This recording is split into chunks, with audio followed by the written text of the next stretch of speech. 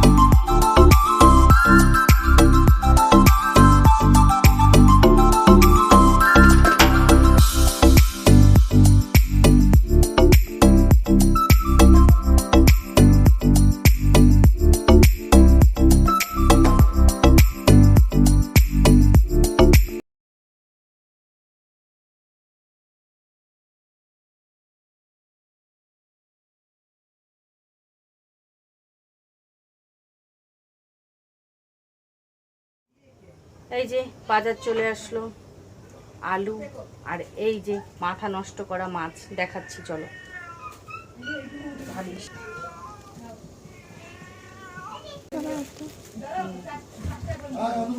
মাছগুলো তো এগুলোকে এখন পরিষ্কার করতে হবে, তারপরে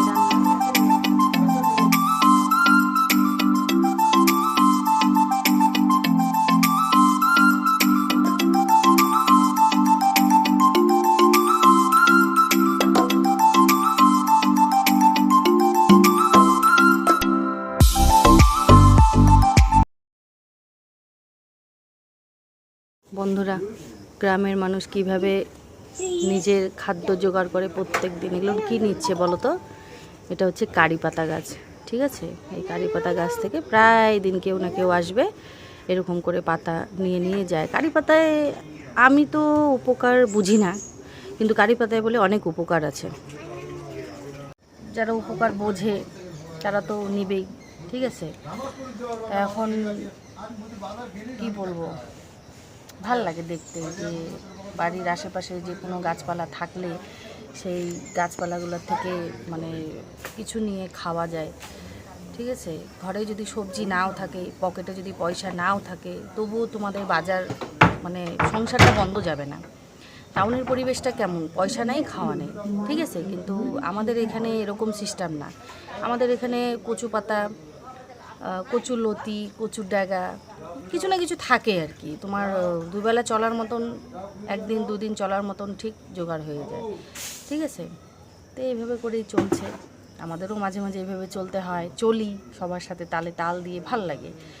তো এবার যারা গ্রামে থাকে তারা বিষয়টা জানবে, যারা গ্রামে থাকে না তারা এটা বুঝবে না। তারা বলবে কি জংলি, বুঝতে পারলে? এক কথায় বলবে জংলি, ঘাস পাতা কুড়ায় খায়। আরে বাবা, গ্রামে ঘাস পাতায় যে স্বাদ, টাউনের মাছ মাংসে সেই স্বাদটা পাওয়া যায় না। সেটা যারা গ্রামে থাকে তারাই জানে, ঠিক আছে। মেয়ে রান্নাঘরের কাজকর্ম করলো, রান্নাবাড়ি আজকে মেয়েই করলো। সেই মাছগুলো দেখালাম না, লোকাল মাছগুলো, সেটার আলু দিয়ে একটু হালকা ঝোল ঝোল, আর এটা হচ্ছে বেগুন ভাজা। ডাল তো আছেই। হ্যাঁ, এবার তোমরা অনেকে হয়তো বলবে যে প্রত্যেক দিন তুমি তোমার ছেলেকে ডাল খাওয়াও। শোনো, ব্যাপারটা কি বলো তো, আমার ছেলে প্রত্যেকটা সবজি খায়, কিন্তু ওকে যদি রান্না করে দেওয়া হয় ওইটা খাইতে চায় না, আমাদের সাথে খায়। ওকে যদি ওটা দিয়ে ভাত মাইকে খাওয়াইতে যাই তাহলে খাবে না। ওকে ওই ডালটা আর ডিম সিদ্ধটা খাওয়াই, বাকি আমাদের সাথে যা মাছ মাংস যা সবজি খাবার ও খাক, বুঝতে পারলা? এবার তুমি চিন্তা করো, তোমার বাচ্চাকে তুমি এমন কোনো জিনিস বানায় খাওয়াবা যেটাও খাইতে যাচ্ছে না, নাকি তুমি এমন জিনিস প্রত্যেক দিন খাওয়াবা যেটা দিয়েও পেট ভরে ভাতটা খাচ্ছে, ঠিক আছে, এটা আমাকে একটু কমেন্ট করে বলবে যে কোনটা করলে বেশি ভালো হয়, তবে আমিও সেটাই করব। আর তোমাদেরকে একটা রিকোয়েস্ট রইল, আমার ভিডিওটা যদি কোনো রকম কোনো খারাপ বা কিছু মনে হয় তো অবশ্যই আমাকে কমেন্ট করে জানাবে, কিন্তু তবুও ভুল ভ্রান্তি সব কিছু মেনে নিয়ে আমার ভিডিওটা দেখার চেষ্টা করবে, পুরো ভিডিওটা দেখবে। ঠিক আছে, দেখলে তো তোমরাও জানতে পারবে যে মানে কি বলবো, তোমরাও জানতে পারবে আমার কোথায় ভুল হচ্ছে, বা তোমরা যখন কমেন্ট করে আমাকে জানাবে বিষয়টা, আমিও জানতে পারবো যে আমার কোথায় ভুল হচ্ছে। আমি চেষ্টা করব আমার ভুলটাকে ঠিক করে নেওয়ার। ঠিক আছে, এই যে পিছনে আমার এক ছোটো দেও ক্যামেরা অন দেখে লজ্জায় পিছনে চলে গেল। গুড ইভিনিং বন্ধুরা, তোমরা সবাই কি করছো? একই কথা, যাই হোক, তো কিছু না কিছু কেউ না কিছু না কিছু করছোই। আমার মেয়েও পিছনে কিছু না কিছু করছে।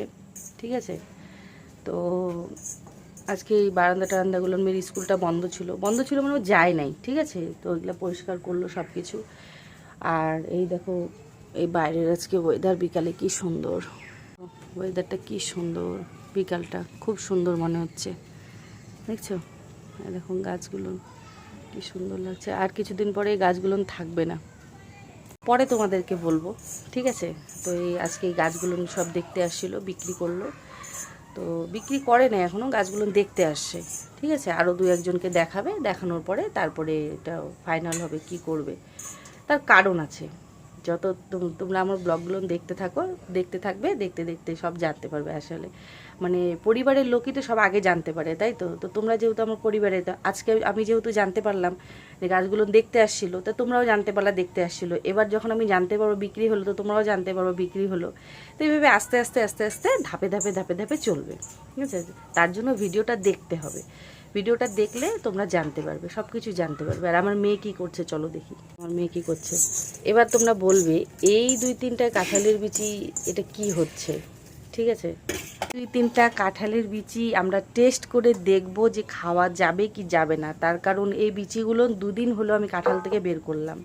তো ফ্যানের বাইরে তো রোদ নেই, ফ্যানের হাওয়াতে সারা রাত রেখে রেখে শুকানো হলো।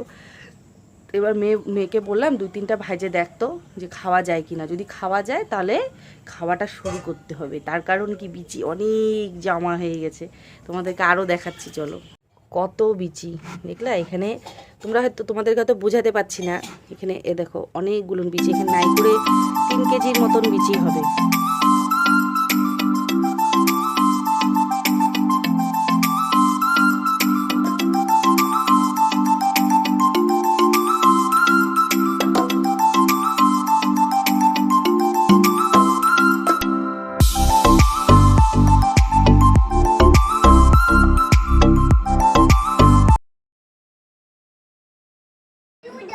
এই যে মাছের ডিমটা যে তোমাদেরকে দেখালাম, এই মাছের ডিমটা আমার বড় দো পেঁয়াজা বানাইলো, ওটা দিয়ে বলে রাত্রেবেলা ভাত খাবে, তাই জন্য ওটা ও রান্না করলো।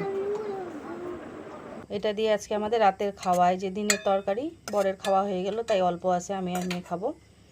আর এটা হচ্ছে সেই মাছের ডিমের দো পেঁয়াজা। ঠিক আছে, এটা দিয়ে রাত্রে এখন খাওয়া দাওয়া করবো। আমাদের অর্ধেক হলো, অর্ধেক হয় নাই, মানে ছেলের আর ছেলের বাবার খাওয়া দাওয়া হয়ে গেল, আমি আর মেয়ে এখন খাবো। ঠিক আছে, তাহলে দেখা হচ্ছে কালকে আবার একটা নতুন ভিডিওর সাথে। আজকে আমি এখানে ভিডিওটা শেষ করছি। Good night.